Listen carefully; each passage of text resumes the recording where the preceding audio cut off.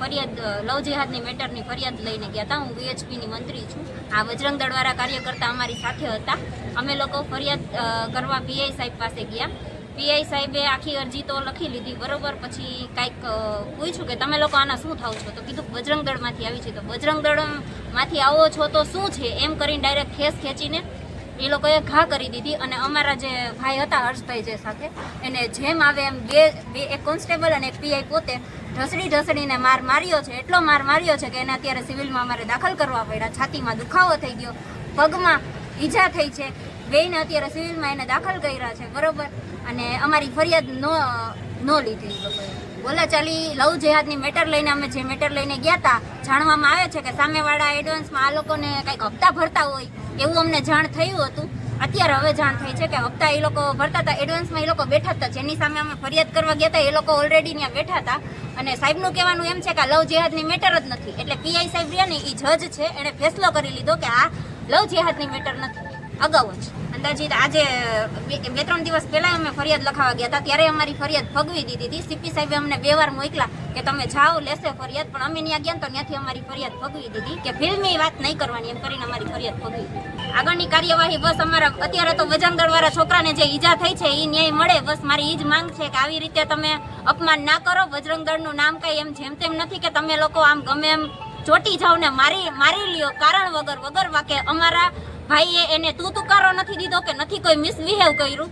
અમે બસ એ બેનની સાથે હતા, સપોર્ટમાં ઊભા રહ્યા. અરે એ અમારો વાક. લવ જેહાદની મેટરમાં મારે દીકરીઓને બહેનો કરતાંય જે પેરેન્ટ્સ છે અને જે આપણો હિન્દુ સમાજ છે એને કેવું છે કે છોકરીથી કદાચ ભૂલ થતા થઈ ગઈ હોય, આ લોકો ભોળવે છે, ફસાવે છે, આ લોકોનો ટાર્ગેટ છે બરોબર. તો આપણે આપણી દીકરીઓનો વાક નો કાઢતા એને સપોર્ટ કરીને એમાંથી બહાર કાઢવા માટે હું બસ એટલો રિક્વેસ્ટ કરું છું કે આપણી દીકરીઓને બને ત્યાં સુધી એમાંથી બહાર કાઢો ને હિંમત આપો.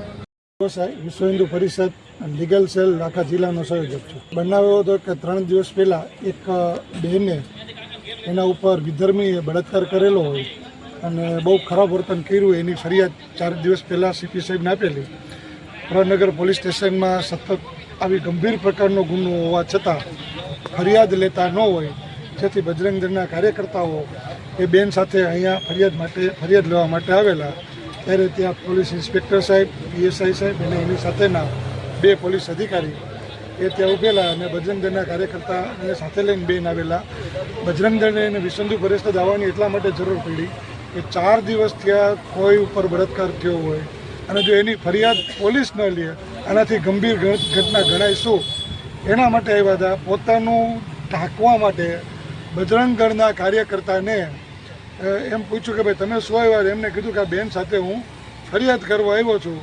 એમને ઈગો હર્ટ થયો એટલે 2 પોલીસવાળાને પીઆઈ સાહેબના કહેવાથી એક પીએસઆઈ હતા અને એ એમને ઢળીને ઉપર લઈ ગયા. ઉપર જઈને એને મોઢામાં, છાતીમાં અને ઢીકાપાટોનો માર માર્યો અને એમને જે દુખાવો થતા અત્યારે હોસ્પિટલે લઈ ગઈ છે. પરંતુ ખરેખર પ્રનગર પોલીસ સ્ટેશનની ગંભીરતા, એક બળાત્કાર જેવી ફરિયાદ જો ન લેતા હોય તો આનાથી ગંભીર ગણાય શું. સુપ્રીમ કોર્ટે, હાઈકોર્ટે કીધું છે કે પહેલાં ફરિયાદ જે ફરિયાદી લખાવી એ મુજબ લઈ લેવી. આ પીઆઈ એવું કહેતા હતા કે ભાઈ અમે લખીએ મુજબ લખાવો, તમે લખીએ મુજબ અમે નહીં લઈ. આ ઘટના હતી અને એના કારણે બજરંગ દળને વીએચપીના આજે બધા કાર્યકર્તાઓ કે ભાઈ આ તમે ફરિયાદ શા માટે નથી લેતા એ એમને ગમેલું નહીં અને એમના કારણે આ બનાવ બનેલો છે. બેને અમારી હેલ્પલાઇન છે ઓનલાઈન વિશ્વ હિન્દુ પરિષદની હેલ્પલાઇનને, કારણ કે એ બેન બહાર પણ નહોતા નીકળી શકતા એટલી આ વિધર્મી એમને હેરાન કરતો હતો. એટલે ઓનલાઈન હેલ્પલાઇનમાં અમારી મદદ માંગી અને મદદના અનુસંધાને એમની એક લેખિત ફરિયાદ છે. લેખિત ફરિયાદ 4 દિવસ થઈ ગયા આપેલ હોવા છતાં આ પોલીસ સ્ટેશને કાંઈ કાર્યવાહી અત્યાર સુધી કરેલ નથી. પોલીસ સ્ટેશનને કાલે બોલાવ્યા હતા, આજે 6 વાગે બોલાવ્યા હતા. ફરિયાદી સાથે બહેનો હતા, માત્ર ભાઈ નહોતા, બહેનો પણ હાજર હતા અને ભાઈ પણ હાજર હતા.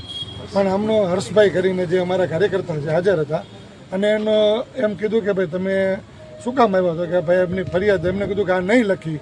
એટલે હર્ષભાઈ કીધું કે ભાઈ તમે ફરિયાદી લખાવ્યા છે એ મુજબ શું કામ ન લખો? તમારી ફરજ છે. પછી તપાસમાં જે નીકળે પણ પોલીસની પેલી ફરજ છે કે ફરિયાદી કોઈ પણ અક્ષરે એને લખવું જોઈએ. છતાં એને ન લીધી અને એમને કીધું કે તમે શું કામ નથી લખતા? આ વાક્ય એમને ગમ્યું નહીં. એટલા માટે ન ગમ્યું કે કદાચ એને કંઈ પોતાનું કંઈ કરી લીધું હશે કે એને ફરિયાદ આટલા દિવસ સેમ ડે ફરિયાદ લઈ લેવી જોઈએ એના બદલે 4 દિવસથી ફરિયાદ નથી લીધી આ પોલીસ સ્ટેશન. સાંજ સમાચાર ફેસબુક પેજને લાઇક કરો, વિડીયો શેર કરો અને વધુ વિગતવાર સમાચાર માટે sanssamachar.net વિઝિટ કરો.